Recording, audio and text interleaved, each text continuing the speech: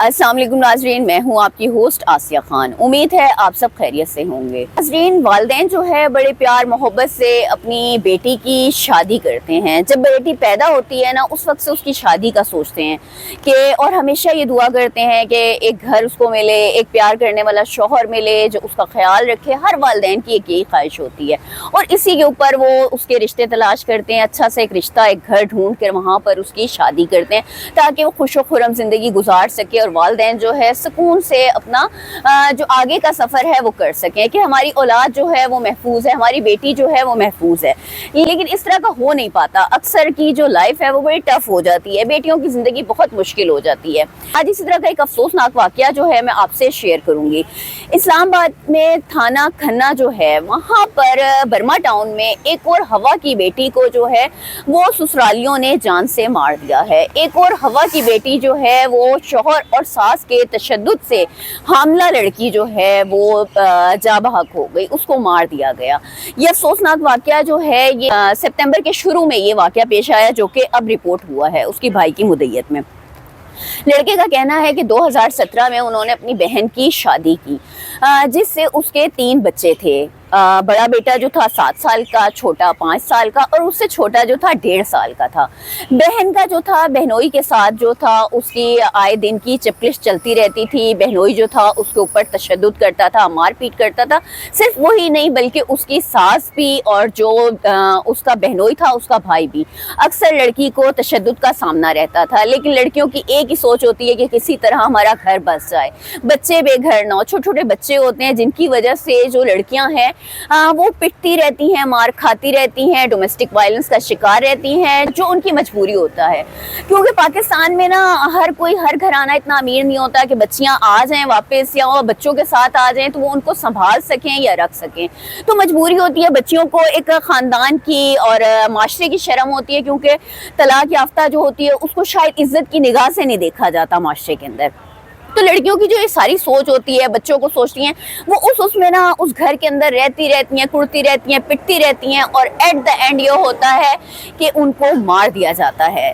तो ये वाक़या जो है इस तरह ये इस्लामाबाद में पेश आया। जब उसके भाई की मुद्दत में मुकदमा दर्ज हुआ है, ये मेरे पास FIR है जिसमें उसका कहना है कि बेटी जो थी, जो हमने इसकी शादी की 2017 में, उसके बाद जो है इसके घरेलू जो नाचाकी थी वो चलती रही। पिछले रमज़ान में ससुराल वालों ने बच्चों को घर में रख लिया और इसको घर से निकाल दिया और तशद्दुद का निशाना बनाया पहले और उसके बाद इसको घर से निकाल दिया। खैर फिर बच्ची ने घर बसाया और फिर वापस चले गई।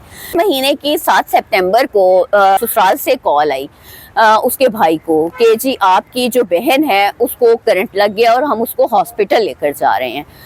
घर वालों के लिए ज़ाहिर बात है परेशानी की बात है। बताया ये गया कि वो कपड़े धो रही थी, वॉशिंग मशीन से उसको करंट लगा और जिसकी वजह से उसकी हालत गैर हुई और जो करीबी हॉस्पिटल था इस्लामाबाद का वहाँ पर उन्होंने उसको कहा कि हम लेकर जा रहे हैं। लेकिन उसके बाद थोड़ी देर बाद कॉल आई कि जो बेटी है, आपकी जो बहन है, उसका इंतकाल हो गया है, करंट लगने की वजह से वो जांबर ना हो सकी। तो भाई को या घर वालों को, जो लड़की के घर वाले, उनको पहले ही पता था कि घर के अंदर क्या हालात चल रहे हैं, यानी कि ससुराल वालों ने उसको करंट लगा के या जानबूझ के वॉशिंग मशीन के अंदर करंट छोड़ा गया, जिससे अगर वो वाकई ही कपड़े धो रही थी, बिजली का जो करंट है उसका लगने से वो उसकी मौत वाक़या हो गई। खैर उन्होंने बताया कि जब हम गए हैं डेड बॉडी जब मौसूल की है तो उसके ऊपर तशद्दुद के निशान पाए गए थे, यानी कि पहले उसको मारा गया, बिजली के करंट से उसको ख़त्म किया गया, उसको जाँ भाग किया गया। मतलब आप किस तरह ये इस तरह की काम कर लेते हो। उसके भाई ने किस दिल से, अब उसने कहा कि हम जो डेड बॉडी थी वो हम जो हमारा जो आबाई कब्रिस्तान था, जो आबाई शहर था एबटाबाद, वहाँ ले गए थे। उसके बाद फिर मैं इसकी कार्रवाई नहीं कर सका। अब आके उसने ये FIR दर्ज करवाई है। FIR के बाद फिर ये है कि पुलिस ने कार्रवाई का आगाज़ कर दिया है, तहकीकात जारी हैं। लेकिन जो ये वाक़या है नहायत अफसोसनाक है। आप किस तरह के जानवर इंसान हैं कि आपको ज़रा रहम नहीं आता। वो प्रेग्नेंट थी, हामला थी लड़की, 7 माह की हामला थी, जो आपने एक कत्ल नहीं किया, आपने 2 कत्ल किए हैं।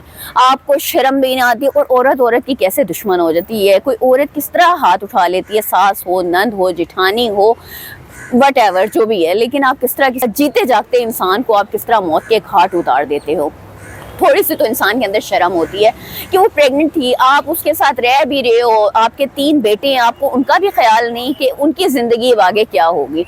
बच्चे भी पैदा हो रहे होते हैं और फिर आप डोमेस्टिक वायलेंस कर रहे होते हो, उनको तशद्दुद का निशाना बनाते हो, उनसे खिदमतें भी करवाते हो, बच्चे भी पैदा करवाते हो, घर वालों की भी खिदमतें करवाते हो, और उसके बाद उनके साथ ये अंजाम होता है। लड़की की कोई उम्र नहीं थी, 27 साल की वो बच्ची थी जिसके साथ ये वो उसने कितना कुछ फेस किया। 10 साल की शादी के अंदर उसने क्या कुछ फेस किया होगा।